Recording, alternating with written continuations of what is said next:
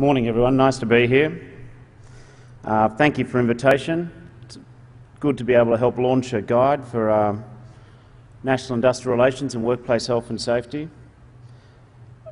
When I had the opportunity to pop by and say hello to you this morning, I wanted to do so because I just want to record to you that I think a lot of Australians don't appreciate how important your industry is to the well-being and smooth moving of our nation.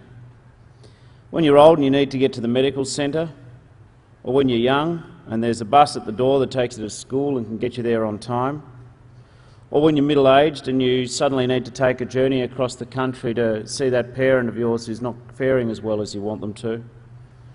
There are a lot of people in this room are the difference, I believe, between a contented and an organised life and a less fulfilled, more disorganised one. Someone once said that your industry and buses are the veins of the great cities and the country cities, and that you, in some ways, the lifeblood of a gentle, easy, good-humoured, well-organised society that we call the Australian way. Without you and your good driving and your safe journeys night and day, down long roads to hometowns we should get back to more often than perhaps we do, we would live in a more vast and desolate nation. And in the great suburbs of Australia, I think life would be more lonelier, but for the proposition and the opportunity that our bus industry provides. In Australia, we like to own our own home, but what that means is that we quite often live from big centres of transport and public transport. So the need to be with families and the need to work can often divide us. It can dislocate us. When you look at some of the countries of Europe, where you look at the distances, we're a nation as big as the distance as London to Tehran, or from London to Helsinki, or from London to Casablanca. The reality is that our buses and our transport industry goes the distance with us and for us and sets us down, I believe, in safety and in good heart. And sometimes your industry is a bit like blood transfusions. We don't think much about you until the absence of you suddenly can affect us.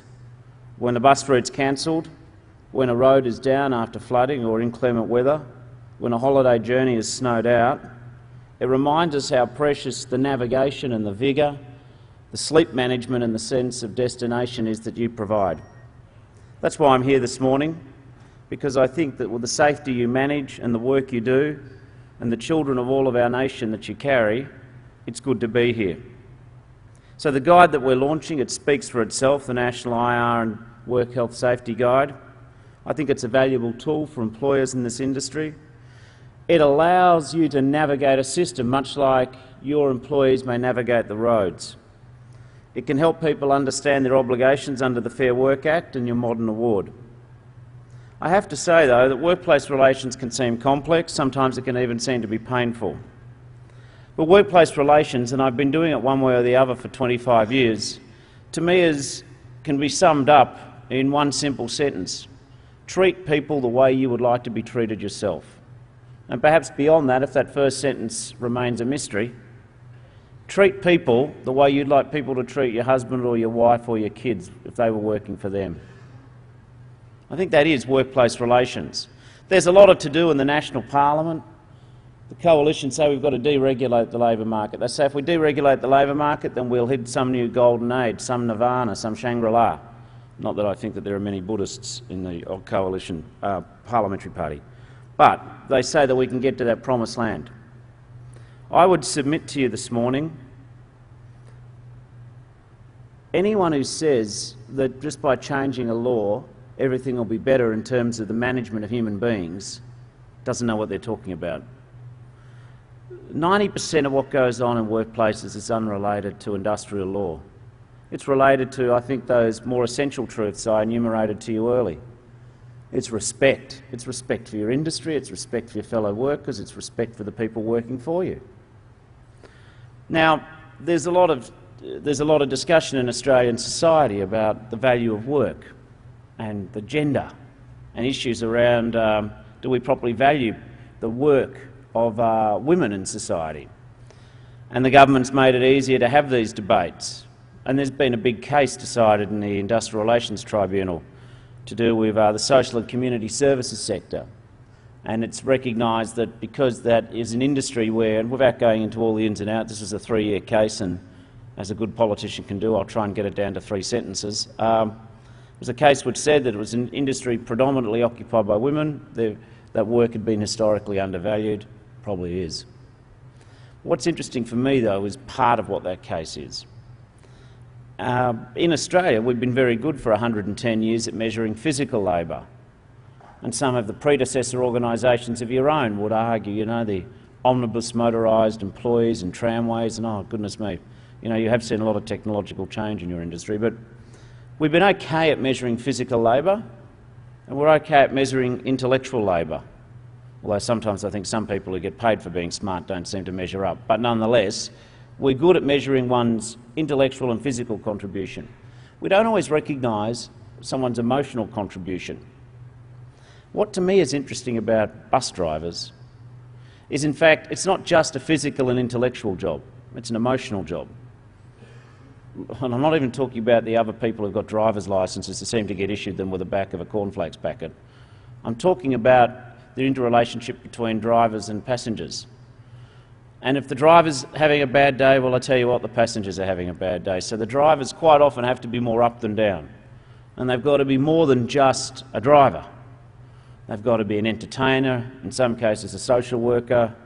They've certainly got to be switched on to the nuances of what's going on around them. It's a demanding job.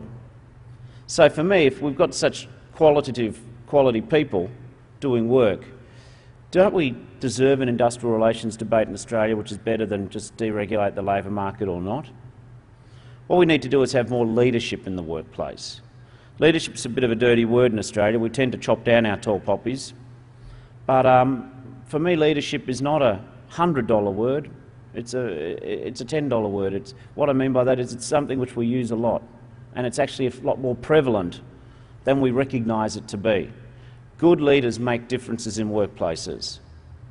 Senior drivers who know their way around, who know how to get through the day and provide the quality, and to also make those snap decisions, who can motivate other people.